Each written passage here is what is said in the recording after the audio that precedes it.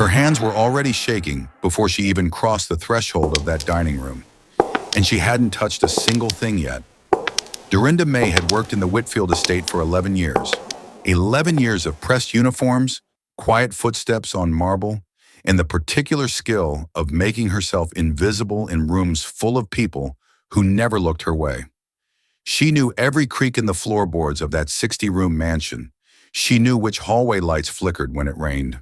She knew that Mr. Gerald Whitfield took his coffee with 2 sugars and a splash of oat milk, that his elderly mother, Miss Cecile, liked her window cracked exactly 2 inches at night regardless of the weather, and that the house had a specific rhythm, a heartbeat almost, that she had spent more than a decade learning to move inside of without disturbing. She also knew the moment Paige Hargrove walked through the front door 6 months ago that the rhythm was about to break. But before we get into what happened at that dinner table, because trust me, what went down will have your jaw on the floor, I need a second with y'all. If you're new here, welcome. Hit that subscribe button because this channel is where real stories live. And look, I love seeing where the family is tuning in from, so drop your city in the comments right now. But also, after you hear what the villain did in today's story, I genuinely want to know. What would you have done? Would you have stayed quiet or would you have said something? Drop your answer in your city. I read every single comment. Now let's get into it.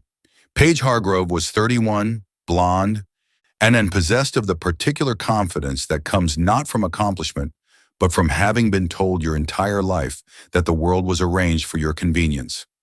She had met Gerald Whitfield at a charity gala in Manhattan, the kind of event where the donation minimum was $20,000 and the appetizers cost more than most people's car payments. Gerald was 54, recently widowed, and according to every financial publication that had ever covered him, worth somewhere in the neighborhood of $4.2 billion. He built his fortune in commercial real estate and private equity. He was quiet, measured, and, Dorinda had always thought, fundamentally lonely in a way that money had never managed to fix. When he brought Paige home the first time, Dorinda noticed things. When the way Paige's eyes swept the room like she was taking inventory, the way she smiled at Gerald but her eyes didn't move when she did it, the way she walked through the kitchen without acknowledging the staff the same way you'd walk through a hallway, as if the people standing in it were furniture that hadn't been properly arranged. Dorinda said nothing. It was not her place to say anything. She had a mortgage, a daughter in her second year at Howard University, and a mother with a fixed income and a bad hip. She needed this job. She understood with the clarity of a woman who had navigated predominantly white wealthy spaces for most of her adult working life, that her continued employment depended on her ability to be professional, discreet, and emotionally unbothered by things that were very much bothersome. So when Paige started making small comments, nothing huge at first, nothing you could hold up to the light and clearly identify as malicious, Dorinda filed them away and kept moving. "Is this how you normally fold the napkins?" said with that particular smile that meant she knew it wasn't a real question. "I just feel like the kitchen staff could be a little more efficient, honestly," said to Gerald at dinner, with Dorinda standing 4 feet away, refilling the water glasses. Gerald, for his part, seemed not to notice, or maybe he noticed and didn't know what to do with it. Either way, the comments kept coming, and Dorinda kept swallowing them, and the house kept running, and the weeks turned into months. Then there was Miss Cecile. Cecile Whitfield was 78 years old, 5 feet 2 inches tall, and had the bearing of a woman who had survived things that would have dismantled most people entirely. She had raised Gerald alone after his father died when Gerald was 9. She had worked 2 jobs, kept the lights on, made sure her son had everything he needed, and then watched him build an empire. She was sharp, funny, occasionally difficult, and deeply kind in the specific way that people are kind when they have earned it through suffering rather than inherited it through ease. She loved Gerald fiercely, and she adored Dorinda. Their relationship had developed slowly, the way real ones do. In the first years, it was purely professional. Dorinda attended to Miss Cecile's rooms, brought her meals when she wasn't feeling well, managed her medications and appointments with the careful efficiency that the job required. But somewhere around year 3 or 4, something shifted. Miss Cecile started asking Dorinda to stay a little longer when she brought the morning tea. They started talking about Dorinda's daughter, Amara, about Miss Cecile's years raising Gerald in a two-bedroom apartment in Baltimore, about the specific texture of a life lived with intention versus a life lived on accident. They were not friends in the way that erased the professional context between them, but they were something real. Paige noticed, and Paige did not like it. The first time she addressed it directly was a Tuesday in March. Dorinda had brought Miss Cecile her afternoon medication, and they had gotten to talking. Amara had just passed a difficult exam, and Dorinda was glowing with the particular pride that lives in a mother's chest. And she had stayed perhaps 15 minutes longer than strictly necessary. When she came downstairs, Paige was standing in the kitchen with her arms crossed and a look on her face that Dorinda recognized immediately. She had seen it before. It was the look that preceded something being reframed as a problem. "Dorinda," her voice was pleasant, always pleasant. "I just want to make sure we're being thoughtful about boundaries. Gerald's mother is elderly, and she needs her rest. I don't think it's appropriate for staff to be lingering in her room and keeping her up." Dorinda felt the familiar tightening in her chest. She kept her voice even. "Miss Cecile and I were just chatting for a few minutes. She was awake and feeling well." "I'm sure she was," Paige smiled. "I just think it's better for everyone if we keep things professional. You know what I mean?" She said it like it was a courtesy, like she was doing Dorinda a favor. And Dorinda stood there in her pressed uniform in the kitchen she knew better than her own. And she nodded and she said, "Of course." And she went back to work. She went home that night and told her mother what had happened. Her mother, Claudette, 71 years old and unbothered by pretense, listened quietly and then said, "Baby, that woman is threatened by anything she can't control. You watch yourself." Dorinda watched herself. But watching yourself only works for so long when someone is determined to give you something to see. Over the next 8 weeks, the pressure in the house shifted in a way that was hard to name but impossible to ignore. Paige began reorganizing staff responsibilities.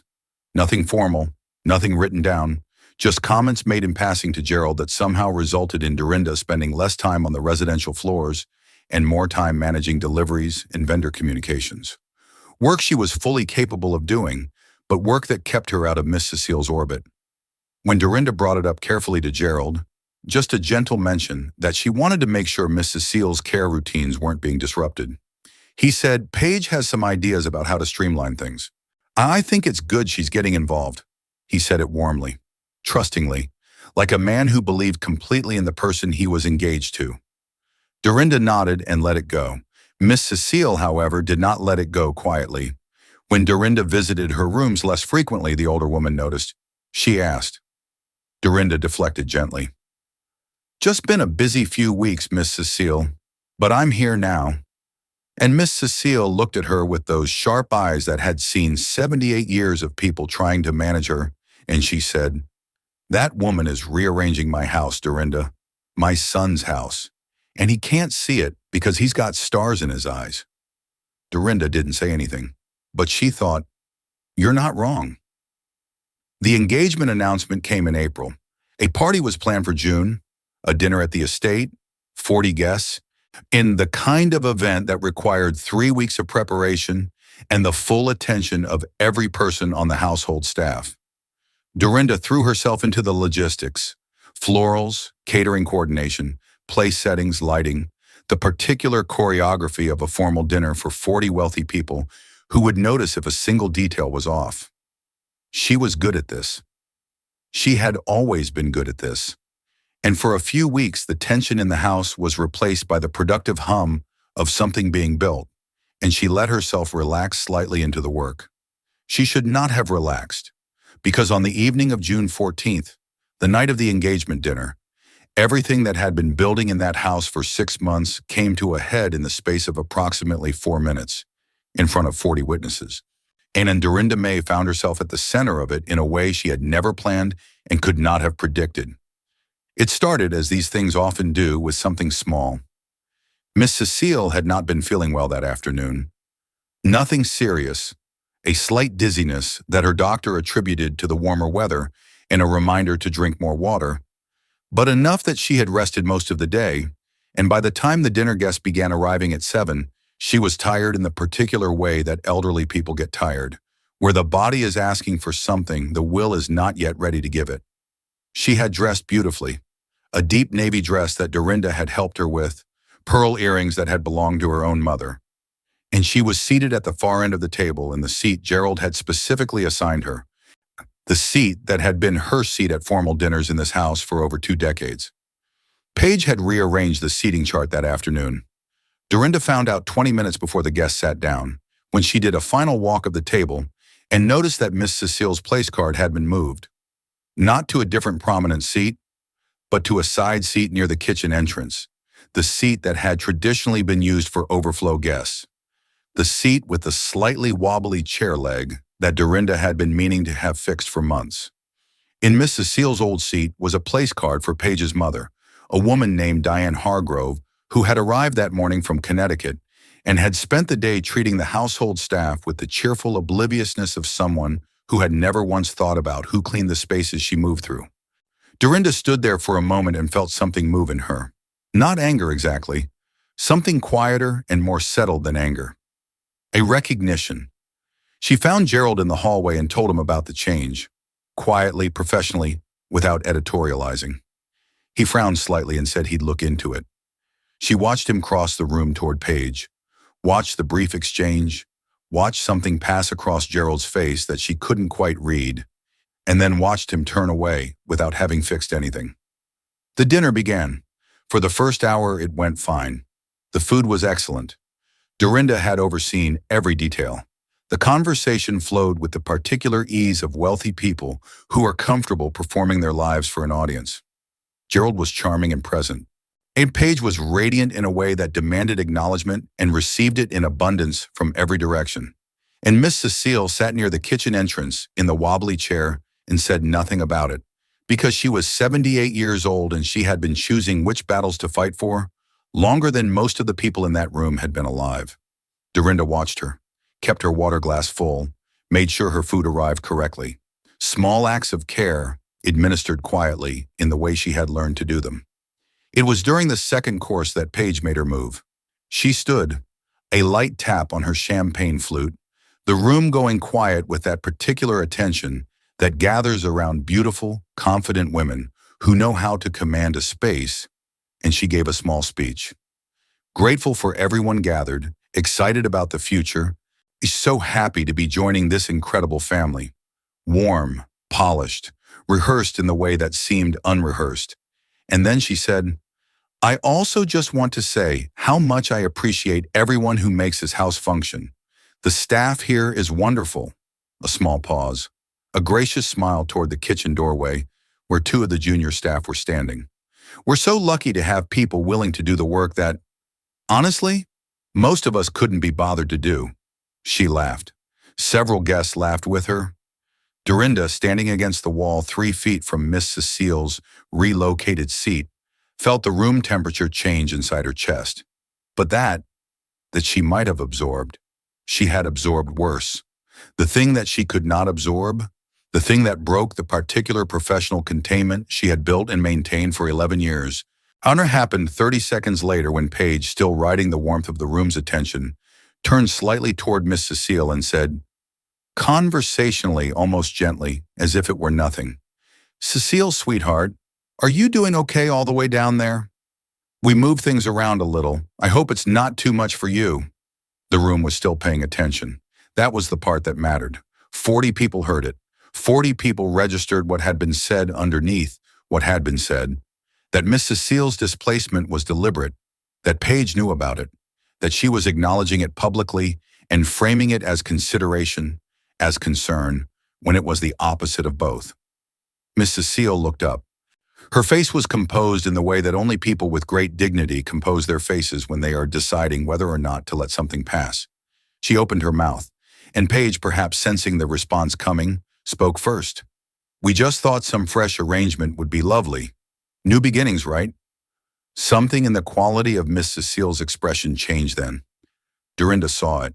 She saw the older woman's jaw tighten, and she saw the glass in her hand tremble slightly.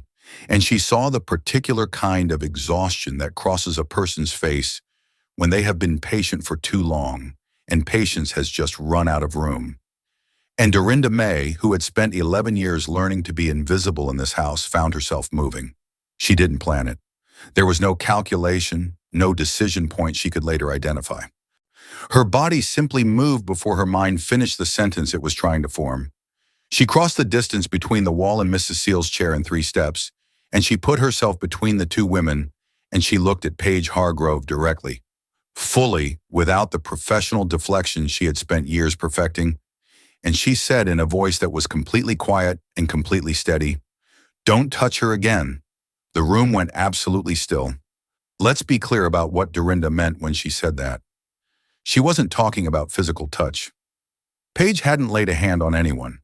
What Dorinda meant, what everyone in that room understood she meant, in the particular way a room understands things when a charged silence falls over it, was this: don't do this again.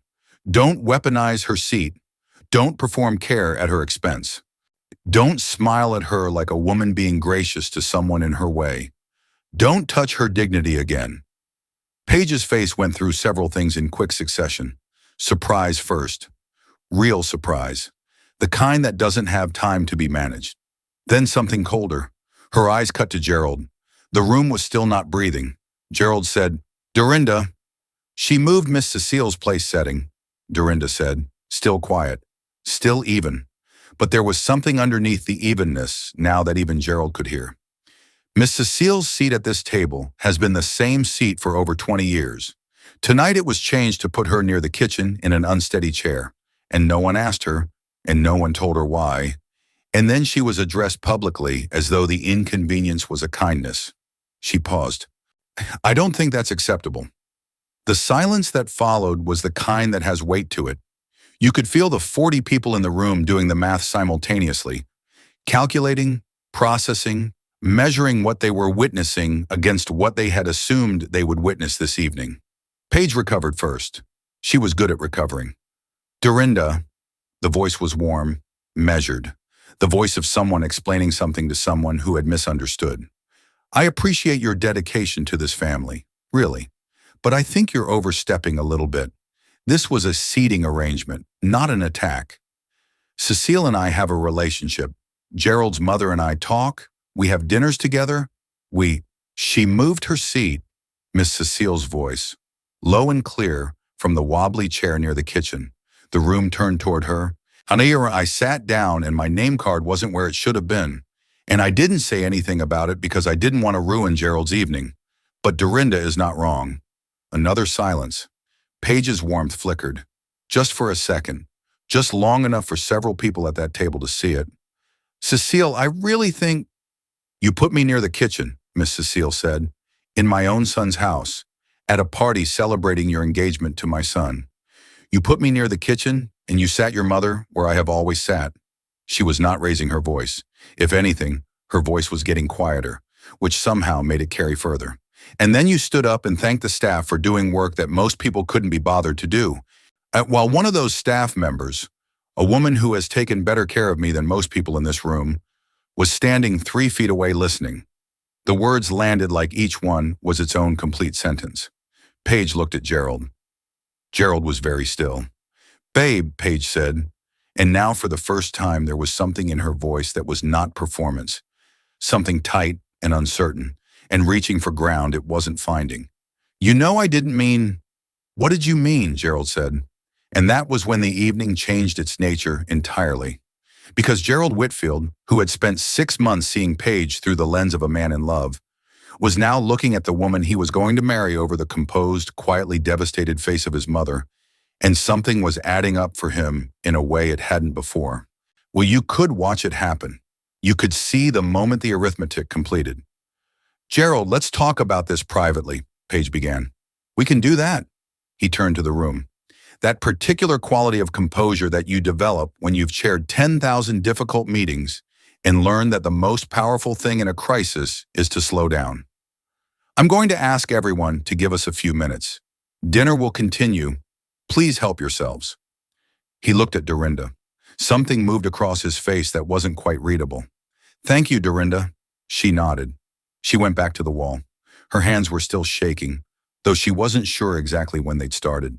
The party reorganized itself with the slightly dazed quality of 40 people who had just witnessed something significant and were working out how to talk about it while pretending to eat the third course. Gerald and Paige disappeared into the hallway. Miss Cecile was guided, gently by Dorinda, without ceremony, back to the seat at the head of the table that had always been hers. One of the junior staff quietly swapped the place cards. Diane Hargrove, Paige's mother, sat in the displaced chair and looked very carefully at her food. The muffled sound of raised voices came briefly through the wall. And then Gerald came back alone. He sat down. He picked up his glass. He looked at his mother for a long moment. One of those looks that contains years of communication in it. A look between two people who have been through enough together that words are sometimes redundant. Miss Cecile said, "I love you, Gerald." He said, "I know, Mama." The dinner continued. Paige Hargrove did not come back to the table that evening. What happened in the weeks after the dinner unfolded the way consequences tend to unfold when they've been building for a long time. Not all at once, but with a kind of inevitability that made each step feel less like a surprise and more like a revelation of something that had always been true. The engagement was formally called off 17 days later. Gerald released no statement. Paige posted something on her social media about growth in new directions that her followers received with an outpouring of supportive comments from people who did not know what had actually happened. In the Whitfield household absorbed the news with the quiet efficiency of a place that had weathered things before and would weather things again. Dorinda expected to be fired. She had made peace with it during the 2 weeks of uncertainty. She had sat with her daughter Amara over the phone the night after the dinner. Amara, who was steady and fierce, and had her grandmother Claudette's absolute inability to be impressed by wealth, and she had walked through the whole thing. Amara had listened without interrupting and then said, "Mama, would you do it differently?" Dorinda thought about it honestly. She thought about Miss Cecile in the wobbly chair. She thought about 40 people watching a woman be diminished in her own home. She thought about 11 years of mornings and medications and quiet conversations, and the specific weight of being cared for by someone who chose to care even when it wasn't required. "No," she said. "Then you did the right thing," Amara said. Gerald called Dorinda into his office 3 weeks after the dinner. The room was the same as it always was. Quiet, leather-bound. The kind of room that communicates stability as an architectural intention. He sat behind his desk and she sat in the chair across from it, and there was a brief moment of the particular formality that settles between two people who have known each other for a long time and are figuring out how to address something real. He said, "I owe you an apology." She said, "Mr. Whitfield." "Gerald," he said. He'd told her that before, over the years, and she'd never taken him up on it. "Please," he paused. "I didn't see what was happening. I should have. Paige was... I was..." He stopped, started again. "My mother told me things over the past several months that I dismissed because I thought she was having trouble adjusting to a new dynamic. I was wrong. And you saw it clearly when I didn't, and you acted, and you did it in a way that protected my mother when I should have been the one protecting her." He looked at her steadily. "Your position here is secure.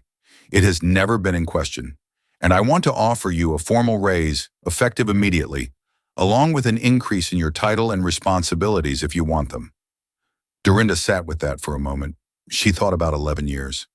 She thought about marble floors and pressed uniforms, and the long education of making yourself invisible in a space that was not built to see you.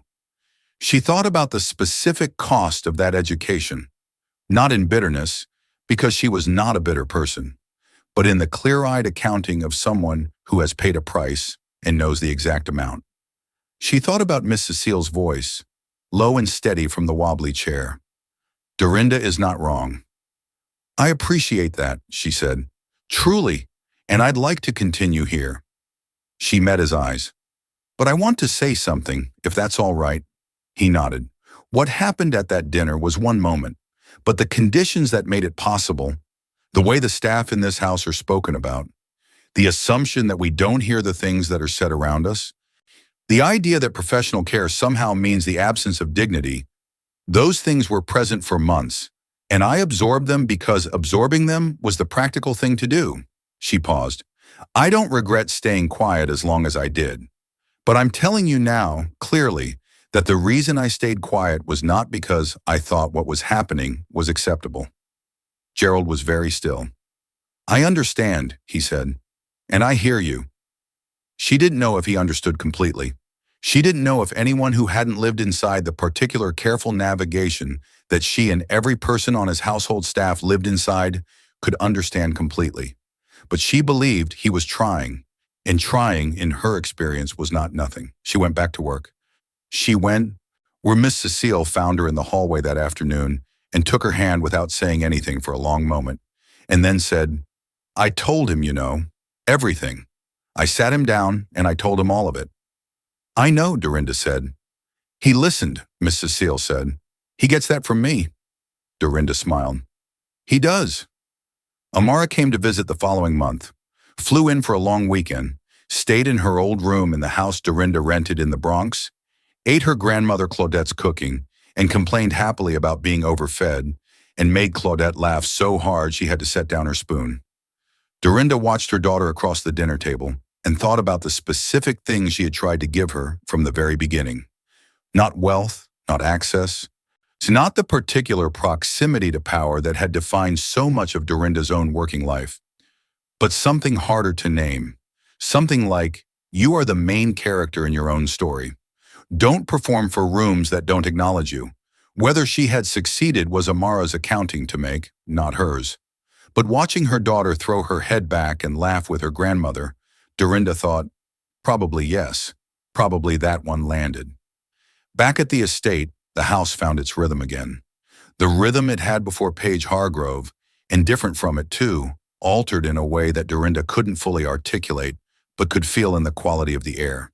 In the way Gerald said good morning now, when he passed her in the hallway, with a directness that hadn't always been there. Small things. But small things are what a house is made of. Miss Cecile moved back into her usual rhythms too. Morning tea, afternoon conversations that ran a few minutes longer than strictly professional necessity required. The window cracked exactly 2 inches, regardless of weather. She was 78 and sharp and occasionally difficult and deeply, specifically alive. One morning in August, 6 weeks after the dinner, she called Dorinda into her sitting room and handed her an envelope. Dorinda opened it. Inside was a handwritten note on Cecile Whitfield's personal stationery and a check that made Dorinda go very still. Miss Cecile, don't argue with me, the old woman said. I am 78 years old, and I have very little patience for people telling me what to do with my own money. Dorinda looked at the note. It said in Miss Cecile's careful cursive, for Amara's last year. Because she has a mother who knows what it means to stand up. Dorinda sat down. She hadn't meant to, but her legs made the decision without consulting her. Miss Cecile watched her with those sharp, unhurried eyes. You didn't have to do this, Dorinda said. I know I didn't have to, Miss Cecil said. That's what makes it mean something. Dorinda called Amara that night, told her about the check.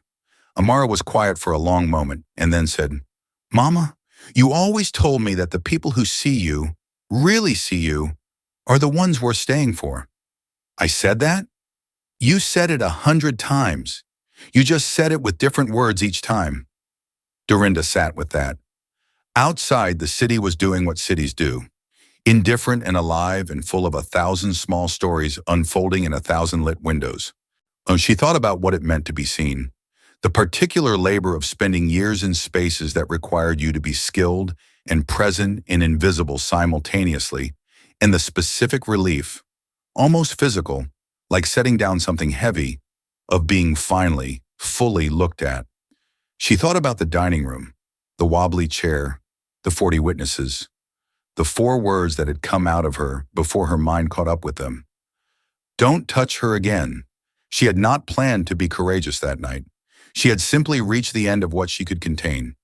And it turned out those 2 things, running out of room and finding your courage, were sometimes the same thing. The moral lesson. There is a specific kind of cruelty that does not announce itself. It doesn't arrive with raised voices or obvious aggression. It arrives in seating chart changes and pointed comments dressed as compliments, and the careful management of who occupies which space in which room. It is quiet cruelty, administrative cruelty, the kind that can be denied with a smile, reframed as a misunderstanding, explained away by the people who enact it as sensitivity on the part of those who feel it. And because it is quiet, it asks its targets to be quieter, to absorb it, file it away, weigh it against the practical cost of naming it. Dorinda May absorbed it for months. She was not a coward for doing so. She was a woman with a mortgage and a daughter in college and a mother who needed her, operating in a space that had real power over her livelihood. The choice to stay quiet in the face of accumulating disrespect is not a failure of character. It is, often, the only practical option available to people who cannot afford the cost of speaking.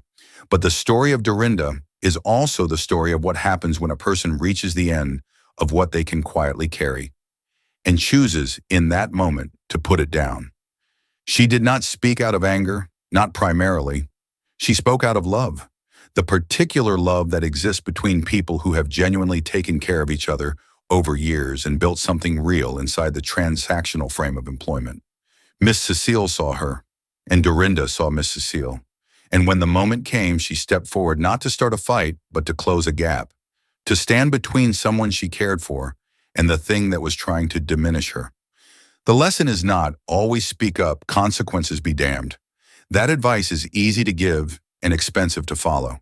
When the lesson is something more specific and more honest, the lesson is that dignity is not a luxury. It is not a bonus condition granted by employers to staff who perform well enough. It is the basic floor of every human interaction. And when that floor is eroded steadily and carefully by someone in power who has calculated that the people underneath them cannot afford to object, something is being taken that was never available for taking. Paige Hargrove lost her engagement not because she rearranged a seating chart. She lost it because the seating chart was evidence of something Gerald could no longer choose not to see. The arrogance that assumes invisible people cannot speak. The ambition that calculates the removal of an elderly woman's dignity as an acceptable cost of securing a position. It was the performance of warmth that doesn't survive being looked at directly. And Gerald's lesson is perhaps the most important one of all, because he is the person in this story who had the power to stop it earlier and didn't. Not because he was cruel, but because he was comfortable. Because love, real, genuine love, can still be blind when it is also convenient. The people around us tell us things. They tell us in their expressions, their hesitations, the specific way they choose their words in certain company. And we can hear them or we cannot hear them. Choosing not to hear the people we are responsible for is its own kind of failure. The final lesson: the women in this story who held the most dignity were the ones with the least institutional power. Miss Cecile in her displaced seat, quiet and composed until she wasn't. Watched Dorinda against the wall, contained and professional until the moment she chose not to be. And Amara 3 states away saying, "Would you do it differently?" The measure of a person is not what they do when the stakes are low.